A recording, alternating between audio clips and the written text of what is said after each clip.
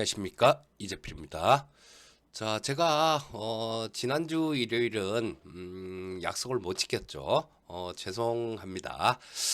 저 일주일에 두 번씩 영상을 올려드린다라고 말씀을 드렸었는데요. 지난주 일요일에는 몸이 너무 안 좋았어요. 너무 안 좋아서 그 커뮤니티에다가 너무 안 좋아서 영상을 올려드리지 못할 것 같습니다라는 그런 글만 남겼는데요. 자, 진짜로, 우리 시청자님들도 감기 조심하시고요. 아직도, 몸 상태가 좀 완전하진 않은데, 일단, 지금 이제는, 좀 숨쉴만은 합니다. 와, 얼마나 아팠는지, 고생했습니다. 자, 시장에 대해서 일요일은, 시장에 대해서 못 올려드렸는데, 일단 시장에 대해서 간략하게 좀 말씀드리면, 굉장히 좋은 모습입니다. 자, 시장에 대해서 긍정적으로 굉장히 좋다라는 얘기는 TV 방송 출연해갖고, 좀 많이 드렸던 얘기죠, 최근 들어서. 저 명인 들여볶기부터 시작해갖고, 야인시대 같은 데서도, 시장에 대해서, 나쁘게, 안 좋은 그런 마인드 가질 이유가 별로 없었었던 거죠. 자, 오늘 시장 간략하게 한번 보면, 이 고점이요. 2611포인트가 고점이었었는데, 오늘 종가 기준으로도 그냥 뚫어내는 모습이었습니다. 자, 뭐니 해도 오늘 시장의 주인공은 선물시장의 외국인이었죠. 매일매일 그렇긴 합니다만, 자, 간략하게 선물시장 수급을 좀 짚어보게 되면요. 자, 그런 말씀을 제가 좀 이렇게 2주 전에도 그 매주 월요일 날 출연을 하는데요. 시장에 대해서 삼성전자가 전고점을 뚫고 갈 것이다. 이런 말씀을 드렸고, 시장 긍정적으로 그렇게 말씀을 드렸는데, 자, 보시면요. 그리고 이번 주에는 출연해갖고, 이 선물 시장에서 외국인들 매수가 좀 들어오면서 미결작정 좀 늘어주면 좋겠습니다라는 그런 그런 모습이 나오면 바로 갈 것 같습니다라고 말씀드렸는데 어제 그런 모습 나왔죠. 어제 외국인들이 한 5천억 정도 순 매수하는 모습이었어요.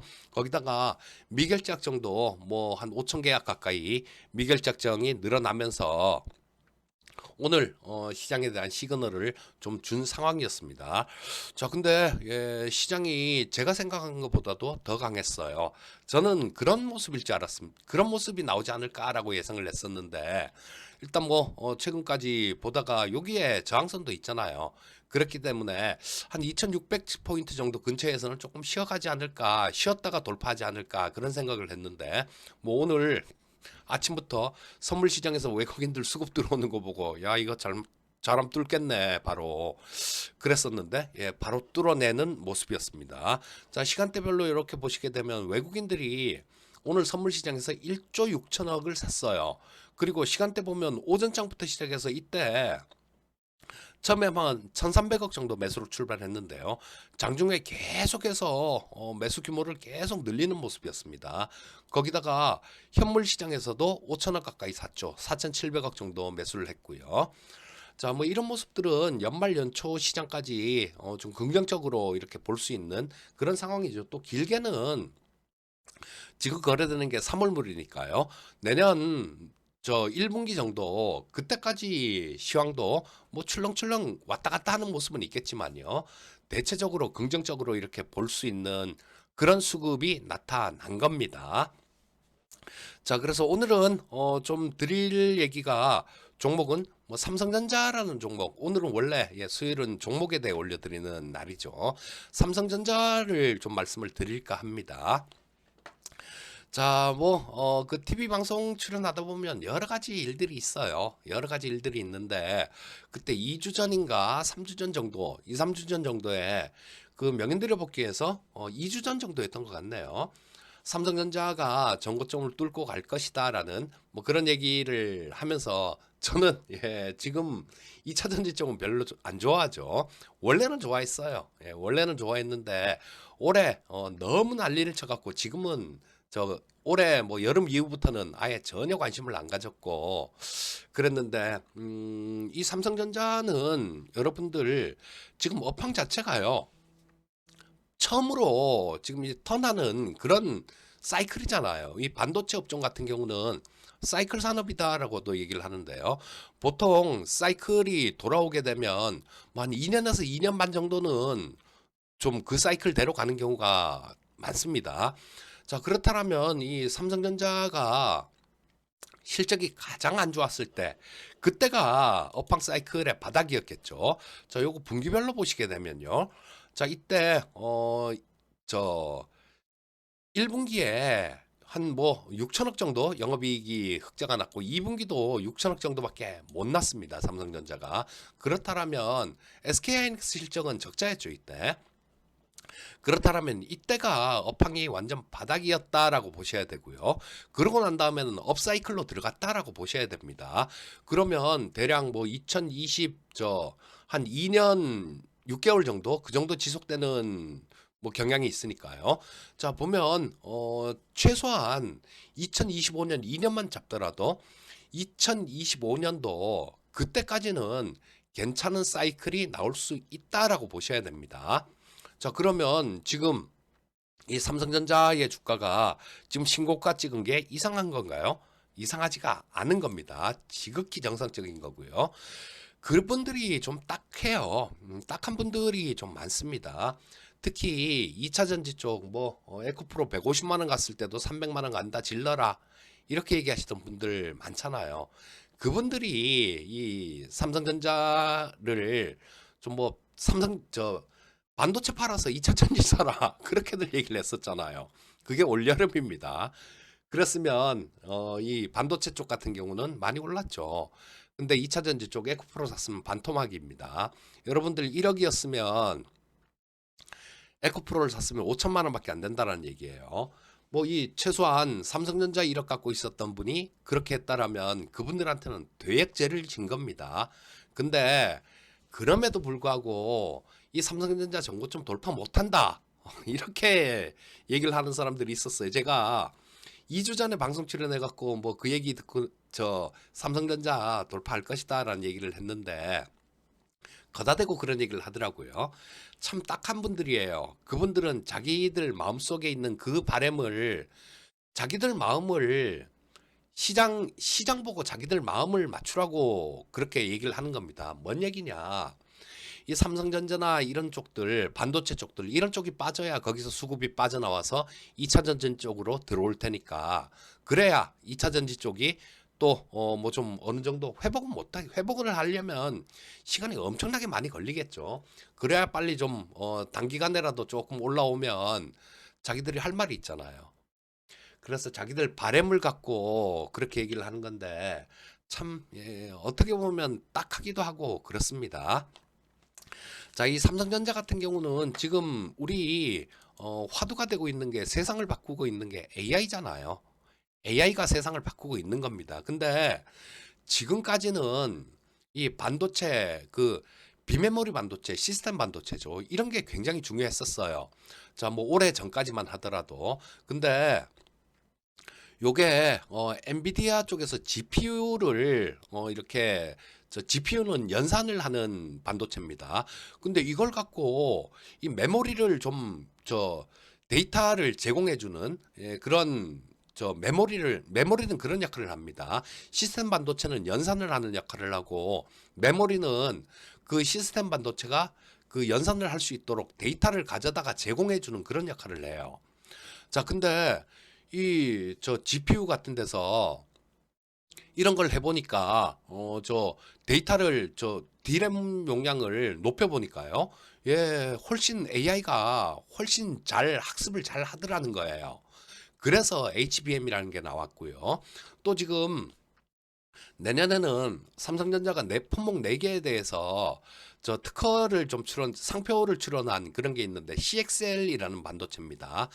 요거는 메모리 용량을 이론적으로는 무한대는 아니겠죠. 근데 이론적으로는 무한대로 이렇게 확장해 줄 수 있는 그런 반도체를 얘기하는 건데 자, 내년에는 요런 모멘텀들이 있을 겁니다. CXL 관련되는 모멘텀들이 있을 거고요. 자, D램 같은 거 우리 삼성전자부터 시작해서 올해 감산을 많이 했지 않습니까? 처음에는 마이크론 테크놀로지가 하고, 그 다음에 SK 하이닉스가 하고, 그 다음 삼성전자도 감산 운동에 동참했잖아요.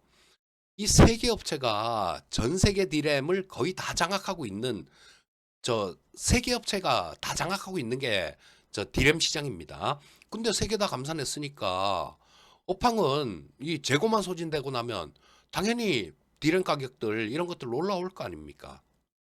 자, 그리고 내년에는 그런 수요가 더 늘어날 수 있을 것 같아요. 지금 재고들을 많이 털어놨기 때문에 이제는 공급자 우위 시장이 될 가능성이 많습니다. 자, 그렇다면 이 삼성전자 주가가 그냥 여기가 끝인가? 여기서 이걸 돌파를 못한다라고 얘기하시던 분들 같은 경우는 좀 생각을 해봐야 될 겁니다. 근데 대부분이 그런 얘기를 하는 사람들이 2차 전지 쪽 그렇게 밀었던 사람들이 그런 얘기들을 해요. 참, 어떤 때 보면, 좀 그렇습니다. 자, 내년에도, 이 삼성전자 같은 경우는, 뭐 좀 좋은 모습을 보일 거예요. 그리고 오늘 보시게 되면 이때 52주 신고가를 돌파를 하고 좀 눌렀죠. 그랬다가 뭐 뭐 3일 정도 좀 조정을 받고 바로 강하게 튀어 올라오는 모습이 나왔습니다. 자, 이런 모습들은 삼성전자가 여기서 끝나지 않는다라는 걸 얘기를 해주는 거예요. 그리고 이 삼성전자를 제가 그 TV 방송 야인시대에서 추천을 했는데 11월 27일 날 추천했습니다. 딱 이때예요.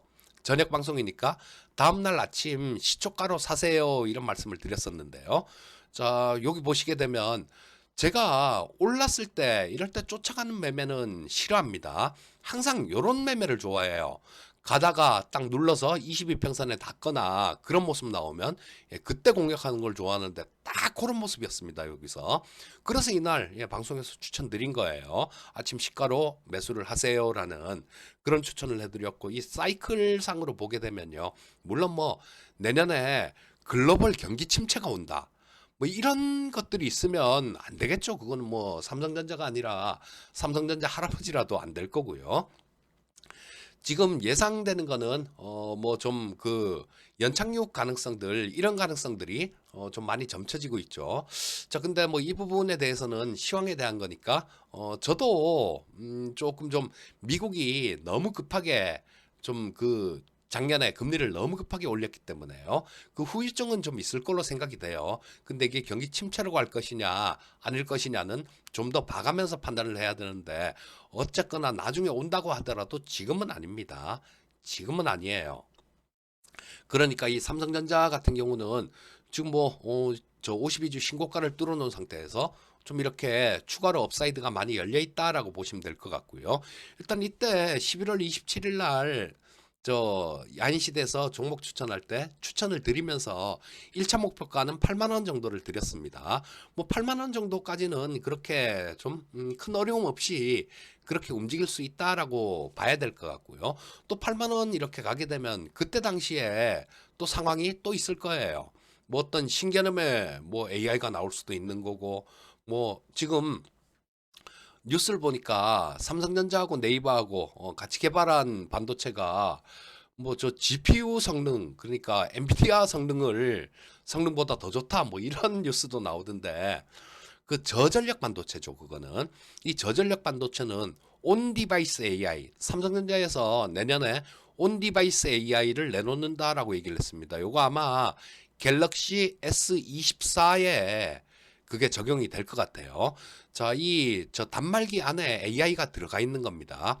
그렇게 되면 거기에 따라서 뭐 이 삼성전자 같은 경우도 휴대폰 사업부도 좋아질 가능성이 되게 높아요. 우리 그 스마트폰 나오면서 다 바꿨지 않습니까? 이 스마트폰에 AI가 들어간다라면 이거 새로운 수요를 창출할 수도 있는 겁니다. 그래서 여러 가지로 되게 파급 효과가 큰 뭐 그런 사안이다라고 보시면 될 것 같고요. 뭐 온디바이스 AI 관련된 뭐 그런 종목들 같은 경우는 나중에 종목들 얘기해 드리는 시간에 추천 드리는 시간에 또 얘기를 드리기로 하고요.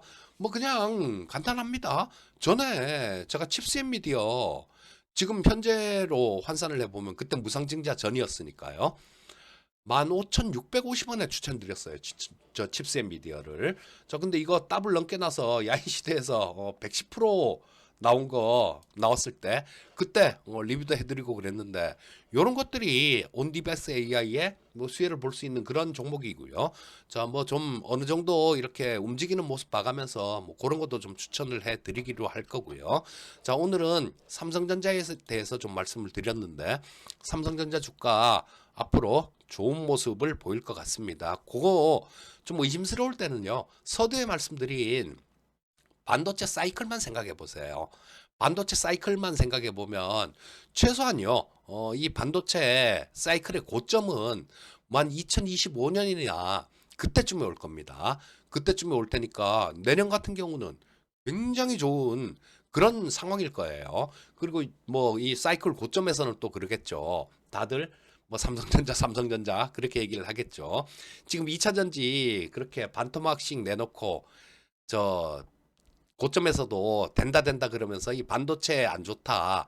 반도체 팔아 2차 전지 사라. 이렇게 얘기하시던 분들 여름에 그분들이 그때는 또 이 삼성전자나 반도체 광분하는 그런 모습을 보일 수도 있습니다.